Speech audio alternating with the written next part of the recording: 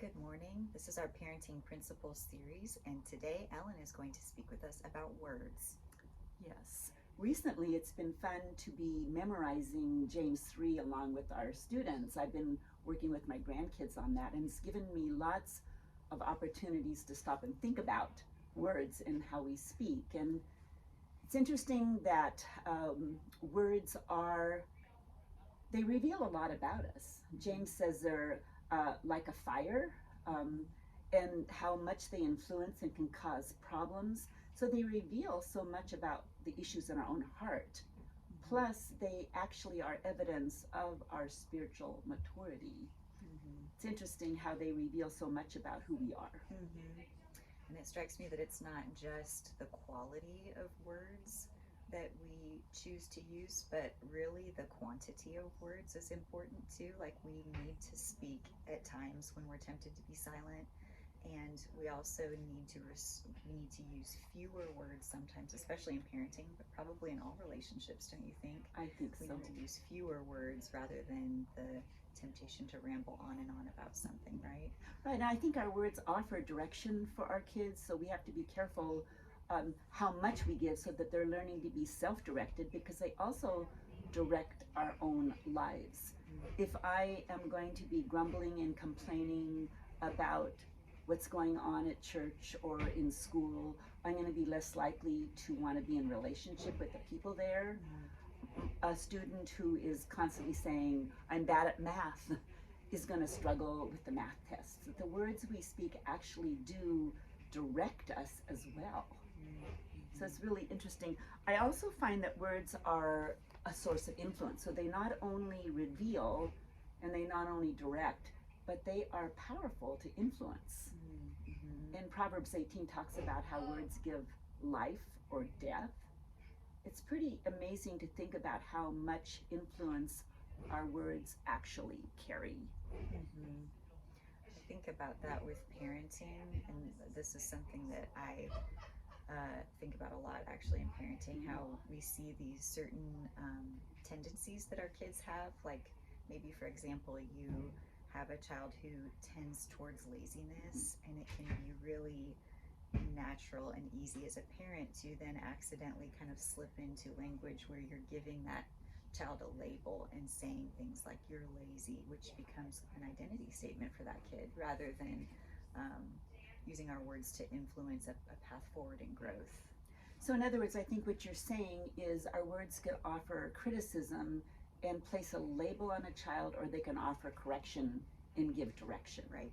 I also think as parents, it's so important to be grateful for our kids. We want them to be grateful for what we do for them, but we also need to be grateful about their strengths and not always be grumbling about who they are, and speaking words that lift up rather than tear down. Our words really do influence.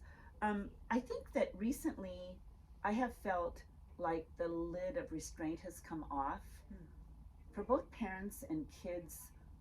I don't know, maybe even more so after COVID. I'm not sure why, but it seems like when I go to a sporting event, um, I see so much, I guess, damage being done by words that are spoken, angry words and critical words, and parents shouting out at the side of a soccer field or in a basketball court. I see that in our politicians. I see that when I'm in so much, there's so much of a focus on just angry criticism being thrown out that we've almost grown numb to it. And I also feel like we need to look at the issue of gossip. It's such an important area because gossip is any conversation that is going to change the perception of a person. And that's important for us to realize, that we have that responsibility in our words to not alter people's perceptions. Just because something's true doesn't mean we need to speak it out. Yeah. Wow. I think about, as parents, how important that is for us to be mindful of the way that we speak about teachers and the school and other kids parents. We don't sometimes think about that being gossip, but it really is a place to model that, what you said about not altering someone else's Mhm. perception, the perception of someone else. And even if we feel a teacher has done something wrong or missed something, how we speak about it can actually really influence that student's experience at Mhm. school. Mm-hmm. I know that Peter Dusan recently spoke to our students in the middle school on the importance of the tongue, and he addressed the issue of gossip and why we might gossip, why students might gossip, why parents might even gossip. And it's interesting when you think about the reasons, it's always about either getting attention on yourself or by deflecting an issue, maybe taking something you're doing wrong and talking about someone else, trying to fit in. Sometimes kids will gossip if they're angry at somebody and they want to get revenge, but also sometimes gossip is simply a way to address boredom. It's exciting and fun, and it's easy to fall into gossip. And I love the fact that Peter challenged the students to realize that they're better than that. Mm-hmm. That once you're secure in your identity in Christ, that will be reflected in your words. Mm. That we're better than that. That rather than think of ways to demean or belittle others or to try to bring the attention to yourself, to instead think of ways that we can offer people gracious words, words that uplift, and to think of ways that we can actually really encourage our friends and to not give ourselves the excuses like, I didn't mean that, just kidding, all these ways that we excuse the words we speak.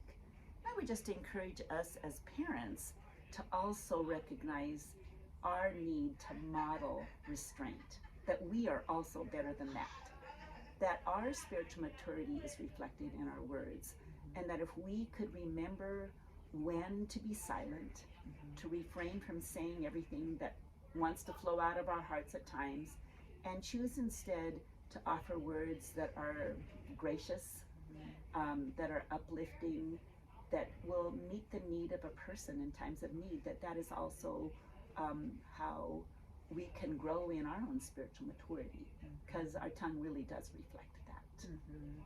What a great takeaway. Spiritual maturity is evidenced by the way we use our words. I just think if there's one takeaway from this, that would be such a profound one, because that's really true. That's the way the Bible speaks about our words. Yes, and I think we can be light in this world by setting a different example, not falling into the patterns of the culture in the use of words, and just set a different standard.